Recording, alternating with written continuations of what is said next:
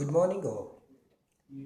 Today we are going to discuss the chapter Thermodynamics from the subject Basic Mechanical Engineering. The subject is part of the curriculum of Solapur University, Solapur for first year BTech students in the first semester. The subject is going to cover the basics of mechanical engineering, all the related branches, and thermodynamics is one of the major branch of mechanical engineering. Let us first discuss the basic concepts of thermodynamics. First, we will study how the word thermodynamics derived or came into existence. The thermodynamics word basically derived from Greek word thermic. Thermic means heat, and another cooperating word is dynamics. The dynamics is the branch of mechanics actually, which deals with the study of motion and the forces which cause that motion. So we can call dynamics as a force also. So this thermodynamics combinedly is defined as the science that deals with the relationship of heat and mechanical energy and conversion of one into another. Thermodynamics deals with the study of effect of heat and work interactions on the properties of the material or system, you can call. There are two ways to analyze the thermodynamics. So now here the question comes, where the thermodynamic analysis or what the thermodynamic analysis is. Thermodynamic analysis deals with the study of effect of heat and work interactions on the properties of the system or properties of the working substance. There are two ways to carry out this analysis. One is microscopic analysis and second one is macroscopic analysis. Microscopic analysis deal with behavior of individual atoms or molecules of the working substance. Behavior of, for example, behavior of gas is described by summing up of behavior of each molecule. This microscopic analysis is also called as statistical thermodynamics because it deals with the complex mathematical calculations to carry out the effect, to study the effect. Example of microscopic analysis can be given as study of atomic structure in nuclear physics.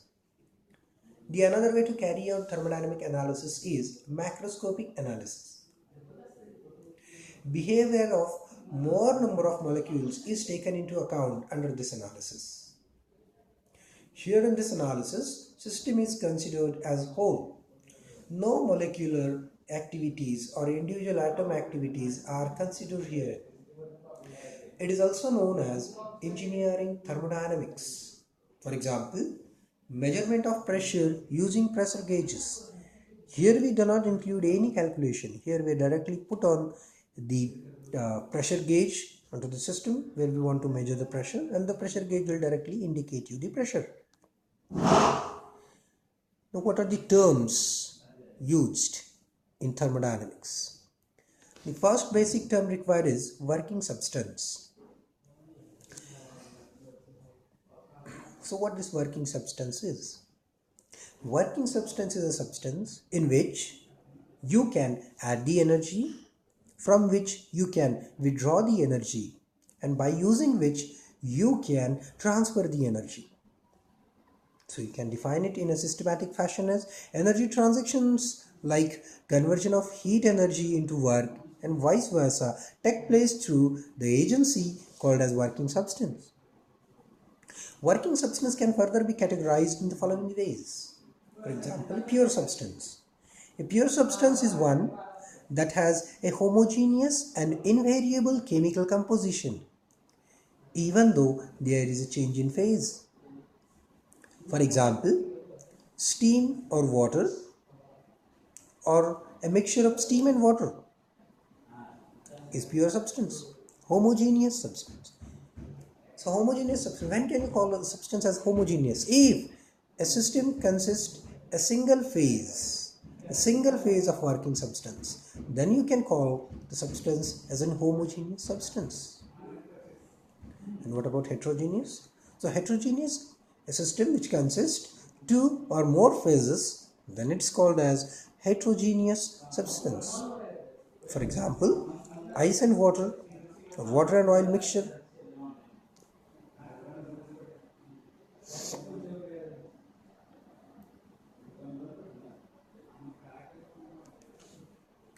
Now let us go further. System. That's what the system is. System is defined as a finite quantity of matter or a prescribed region in a space under thermodynamic analysis is called as system.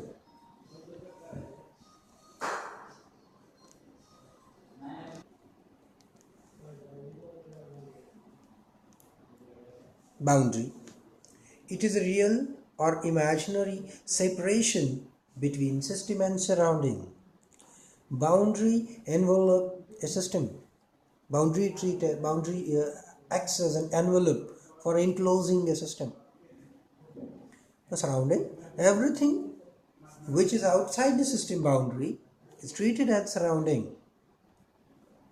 There will be heat interactions and work interactions between system and surrounding. Rather, you can call the energy transactions take place between system and surrounding through the boundary. Universe. System and its surrounding together comprise a universe. There are three types of systems: closed system, open system, and isolated system. Now, what the closed system, what is the speciality of this closed system? A closed system can exchange energy but not mass with its surrounding. For example, the piston cylinder arrangement. The next one, open system. So what the open system is? An open system can exchange both mass and energy with its surrounding. For example, air compressor, or you can take an example of fan, whereby both mass and energy transactions are included between system and surrounding. Generally, for an open system, the boundary will be imaginary. Now, next one, the last type is an isolated system. So, isolated systems are generally imaginary systems. It is practically yet not is possible to create the isolated system. So what the isolated system is? Isolated system is a system whereby you cannot exchange mass or energy with its surrounding. So that's called as an isolated system. So you can call universe as a perfect example of isolated system. Then another practical example we can call a well-insulated thermos flask can be treated as an example close to isolated system, but it is not 100% isolated because heat interactions in the form of radiation are involved therein. That's why. Now the further definitions like properties, processes and cycles we will discuss now. Before that, let us study state. What the state is. State is defined as the exact condition of working substance at particular instance. To define the state, we need the properties. See, there should not be a confusion between state and phase. Phase is different and state is different. State is defined as the exact condition of working substance at particular instant. So, this condition may include its phase, this condition may include its temperature, may include its pressure, its volume and other related properties. It clearly means to define the state, we need the properties. Now what the property is? Property is defined as the characteristic of the system. A property is any observable or measurable characteristics of the substance.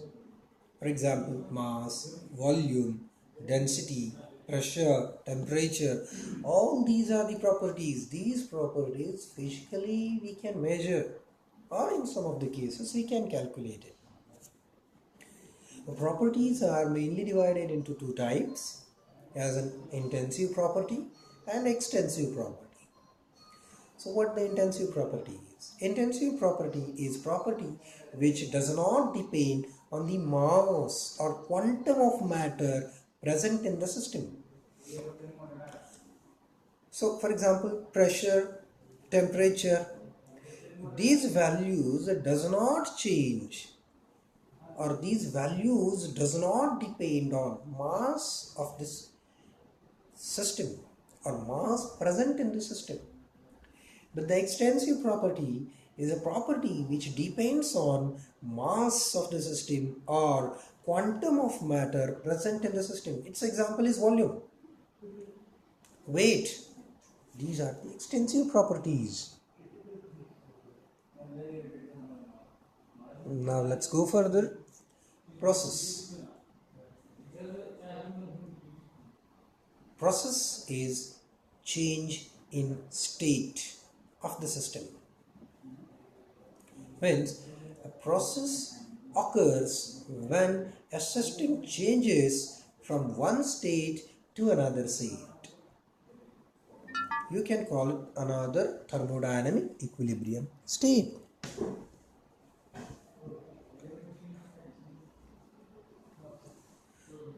No system can be in true equilibrium during a process since the properties are changing. Processes are mainly classified into two types, as a reversible process and irreversible process. Before studying the reversible and irreversible process, let us discuss something about quasi-static process. The quasi-static process is one that takes place so slowly that the system may be considered as passing through a succession of equilibrium states. Means, if a system deviates from one equilibrium, then immediately it enters into the another equilibrium state.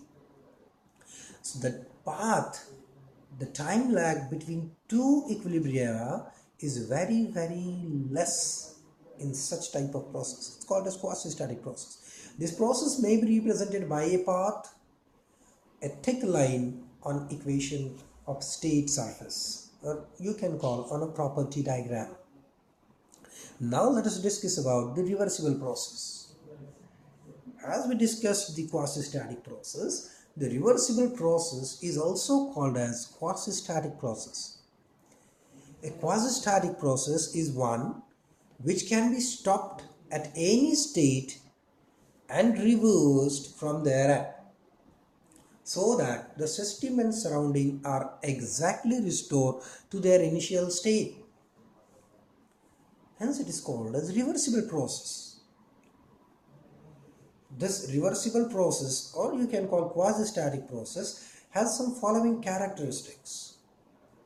First one, it must pass through the same states on the reversed path as were initially visited on the forward path. It must pass through a continuous series of equilibrium states. The process must be free from friction. So that can be an internal friction or mechanical friction. But the process must be free from any kind of friction, because friction carries the energy loss in the form of heat which cannot be recovered. Next, working fluid should be an ideal gas or an ideal. There should be no heat transfer across a finite temperature difference. Here you can call as there should be a thermal equilibrium. Now next, at the end of process, both system and surrounding should reach to the initial state. Examples of reversible process you can call elastic deformation, isothermal expansion or compression, expansion and compression of spring. These are few of the examples close to reversible process. Here we can call reversible. Irreversible process. A process is irreversible when the system passes through a sequence of non-equilibrium states at which process will not have a unique value. The irreversible process are represented by a broken line and the end states are assumed to be in equilibrium. The examples of irreversible process: fluid flow in a pipe, diffusion of gases, free expansion, etc. etc. Majoritarily, you can call all the processes which occur not naturally are irreversible. These processes cannot be reversed. After processes, let's come to the system, thermodynamic system. Now after process, let's come to thermodynamic cycle. Cycle is defined as sequence of processes which bring back the system to initial state. Now, the next part, thermodynamic equilibrium. While studying the quasi-static process, we came across one term, it's called as equilibrium. Let us discuss that equilibrium here in detail. So when a system can be called as under thermodynamic equilibrium, the system is said to be in thermodynamic equilibrium if it exists in following three equilibrium states, as mechanical equilibrium, chemical equilibrium, and thermal equilibrium. Mechanical equilibrium. For a system to be in mechanical equilibrium, there should be any pressure. There should not be any pressure unbalancing either in the interior of the system or between the system and surrounding. Second, chemical equilibrium. For a system to be in chemical equilibrium, there should be equality of chemical potential or chemical gradient.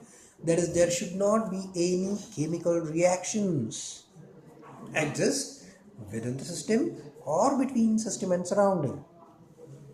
Next, thermal equilibrium. For a system to be in thermal equilibrium, there should be no any temperature gradient in the system or between system and surrounding.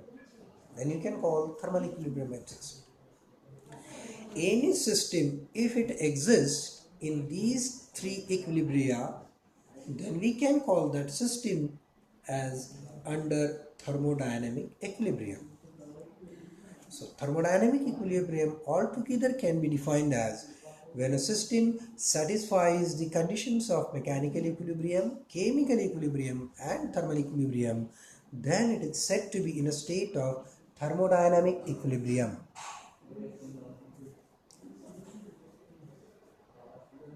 Point function. The function which depends only on initial and final state of the system but does not depend on the path followed, then it is called as point function. All the properties are point functions. For example, pressure, temperature, volume, all these are the point functions. A path function. The function which depends not only on initial and final state of the system but also on the path followed by the system during the process is called as path function. For example, work, heat. As work and heat are path functions, these are not point functions. And as these are not point functions, these are not properties. Hence, heat and work are not properties of the system. Now let us define heat. Heat is defined as the form of energy that is transferred between two systems due to temperature difference between them. The transfer of heat into the system is called as heat addition, and heat which is getting transferred out of the system is called as heat rejection. Heat added into the system is treated as positive, and heat rejected by the system and added into the surrounding is termed as negative. Work is defined as energy expended by a force through a displacement. The work transferred into the system is indicated by negative sign, and the work output by the system is indicated by positive sign. Work also can be defined as the force into the displacement. It's a mathematical formula actually. Definition can be if the body moves in the direction of force applied, then work is said to be done.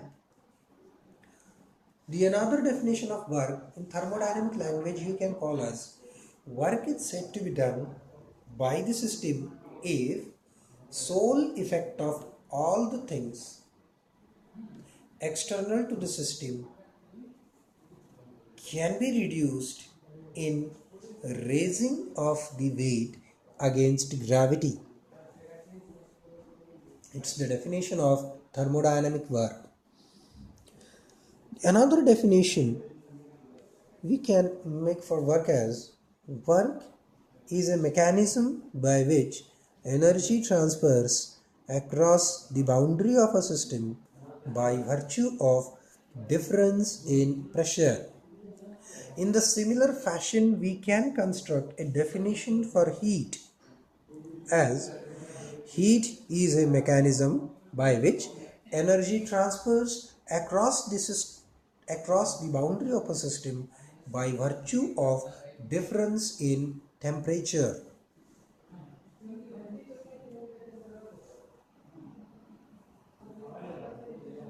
Now let us discuss the similarities between heat and work.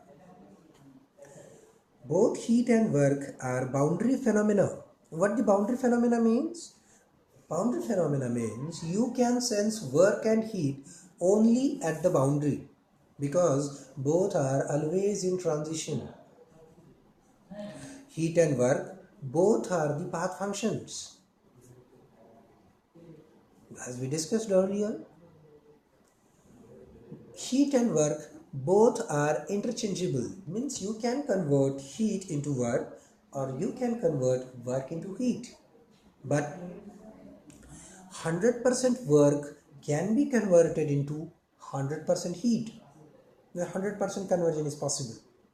But the total heat cannot be converted into total work. Means 100% conversion of heat into work is not possible. In short, you can call as heat is a low grade energy and work is a high grade energy in terms of convertibility. Now, differences between work and heat. There cannot be reversible work transfer, but there is no restriction for transfer of heat. For transfer of heat, temperature difference is needed, whereas for transfer of work, pressure difference is needed. There is also difference in sign convention for heat and work. For example, heat added is positive. Heat added to the system is positive, whereas work added to the system is negative. Heat rejected by the system is negative, whereas work rejected, or rather you can call work output of the system, is treated as positive.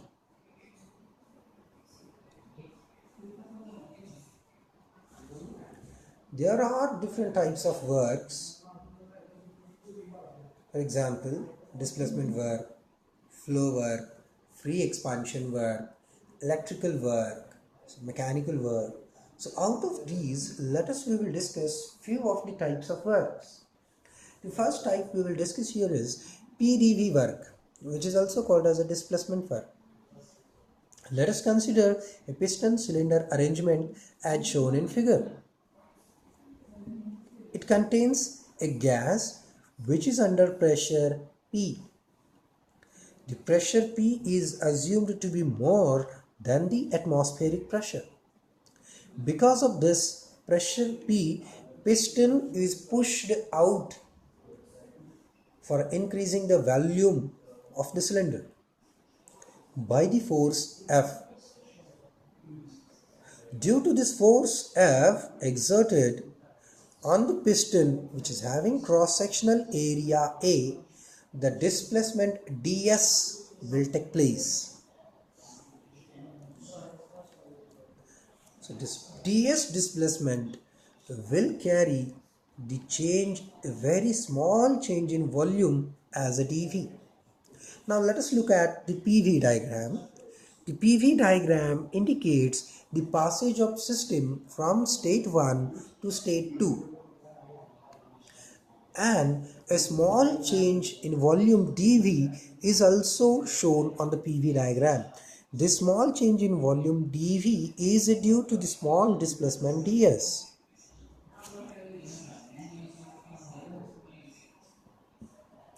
The displacement work is also called as PdV work. Now let us talk about the force F, which is acted upon the piston by the gas. The force F is equal to pressure into the area. Now work done can be calculated as we know the formula of work done W is equal to force into displacement. That's why work done. Now let us consider the work done for a very small displacement, which we indicated by ds or dl we'll call here. The small work done dw is equal to force into the small displacement dl. Force, as we studied earlier here, force is equal to pressure into area. That's why the equation becomes dw is equal to P into A into dl. This A into dl can be converted into dV. Therefore, the formula becomes small work done dw is equal to P into dV. If the piston moves through a finite distance, say 1 to 2, then work done has to be evaluated by integrating the small work dw between the limits 1 to 2.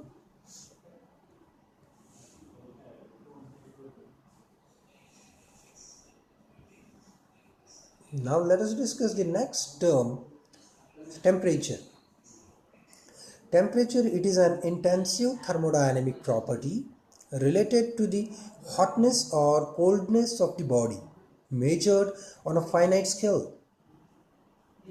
Finite scale thermometer is a device used to measure the temperature.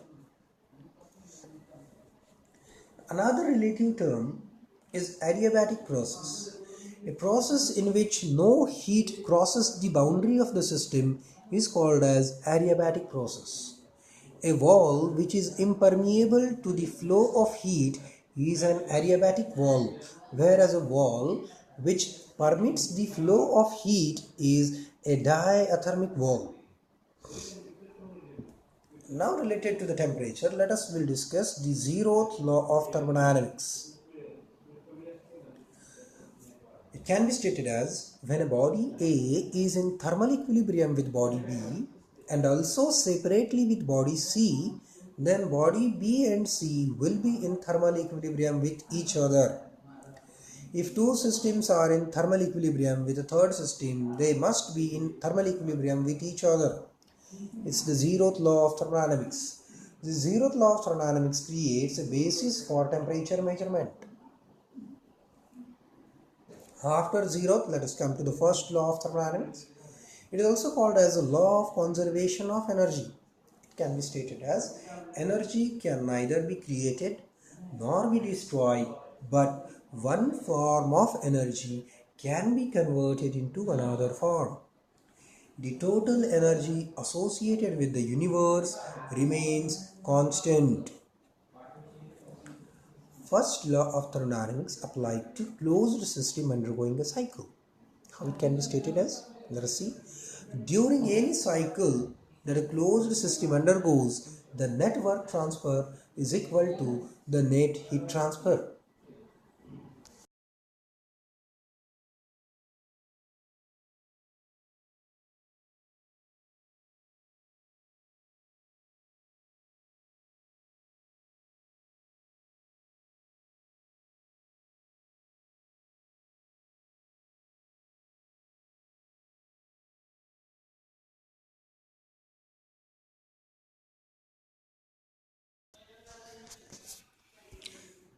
There are also another different statements which are related to the first law of thermodynamics, like cyclic integral of work transfer is equal to the cyclic integral of heat transfer for a closed system.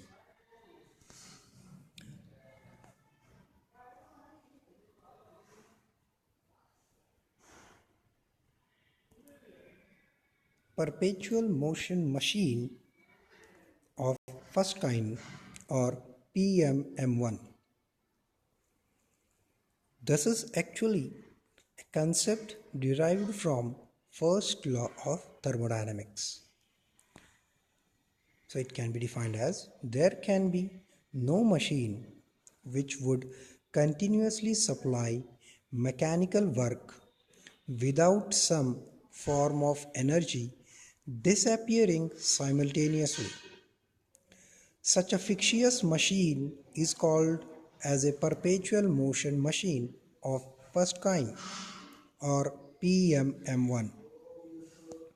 The converse of it is also true, that there can be no machine which would continuously consume work without some other form of energy appearing simultaneously. You can see the following figures. In the first figure, the Q is shown by dotted line, which indicates the heat transfer is restricted, and W is shown by the dark line. The figure want to indicate, like, if Q is 0, then W is not possible. The another figure shows Q by dotted line, which is going out of the system, and W is entering into the system. It indicates if W is added into the system, then Q is must.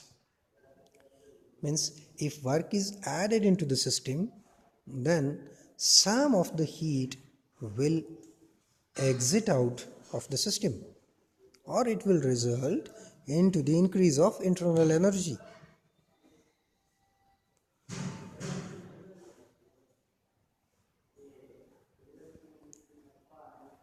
Now let us discuss the flow process in open system.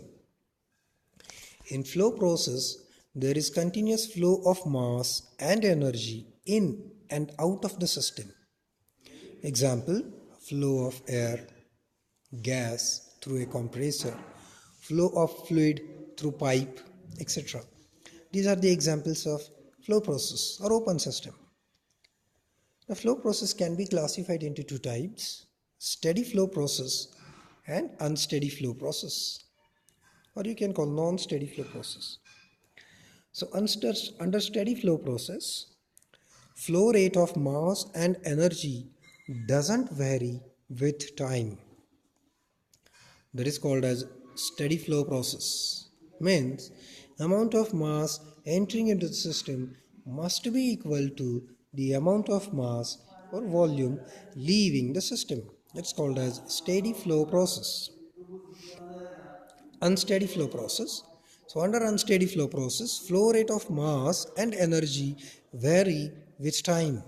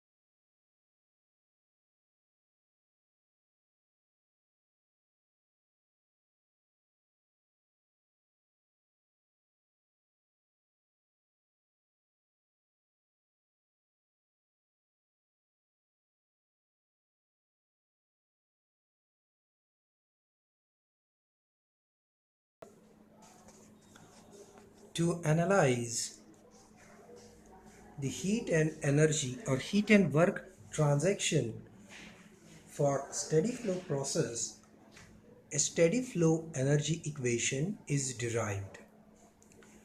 This equation carries all the energies which are entering into the system and which are leaving out of the system. For example, I can state the equation as the heat transfer minus work transfer per unit time is equal to the mass flow rate into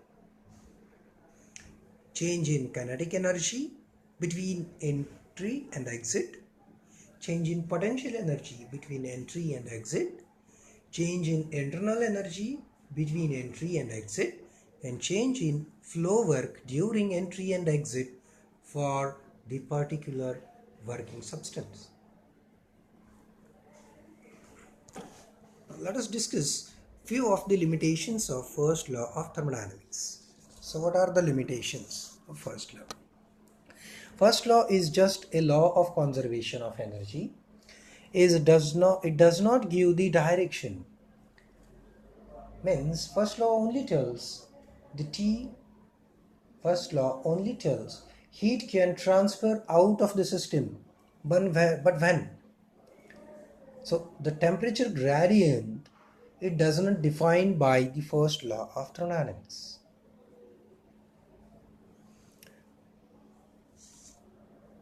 Now let us discuss the second law of thermodynamics, which is required to define due to the limitations of the first law of thermodynamics. According to second law of thermodynamics, the whole heat energy supplied to the system cannot be converted into work, and part of energy must be rejected to the surrounding. As shown in the diagram, you can see heat reservoirs. Two types of heat reservoirs are shown: cold reservoir at Tc, hot reservoir at T4, and also engine is shown. So what the hot reservoir is expected to do? Hot reservoir is expected to supply heat to the engine, and what the cold reservoir is expected to do is actually engine will reject the heat and that heat will be absorbed by the cold reservoir. Now let us first discuss the concept of second law of thermodynamics. Second law of thermodynamics, the statement what we have seen right now, is related to the statement of Kelvin-Planck statement. Kelvin-Planck statement of second law of thermodynamics. This statement actually deals with the heat engines. So what the heat engine is? Heat engine is any device which takes the heat from single heat reservoir and converts it into mechanical work or any form of work. That is called as heat engine. So Kelvin-Planck statement for second law of thermodynamics can be restated as: it is impossible to design a heat engine which will take the heat from single heat source and will completely convert into work. It is impossible. This is the Kelvin-Planck statement of second law, which is related to the heat engines.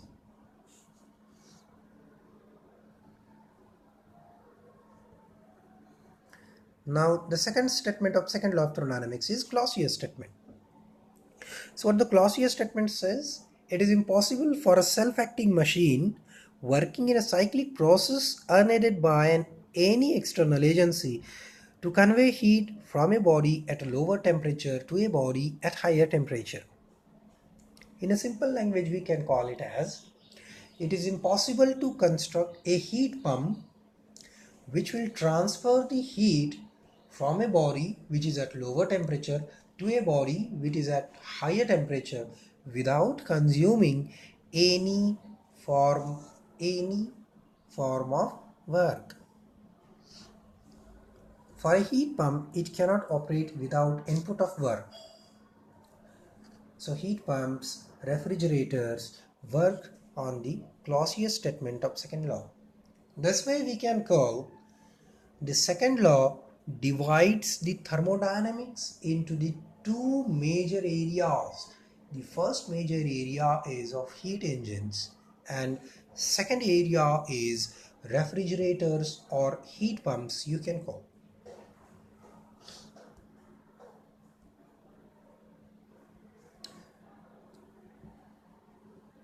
This diagram indicates the Clausius statement, whereby it is indicated that the engine, rather here expected is heat pump.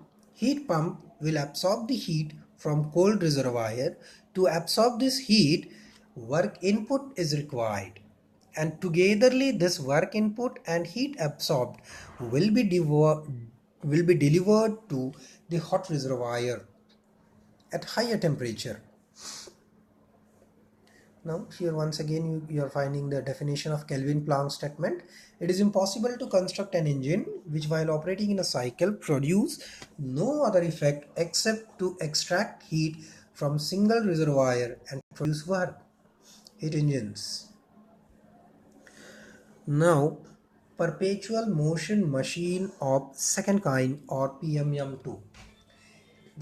In the similar way we studied the PMM1.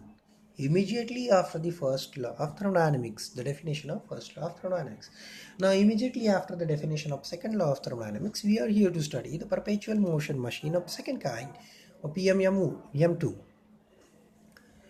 Without violating the first law, a machine can be imagined which would continuously absorb heat from a single thermal reservoir and would convert this heat completely into work. The efficiency of such a machine would be 100%. This machine is called perpetual motion machine of second kind. A machine of this kind will evidently violate the second law of thermodynamics. Here you can find this PMM2. It is taking heat from single heat source and converting it completely into work, which is impossible according to the second law.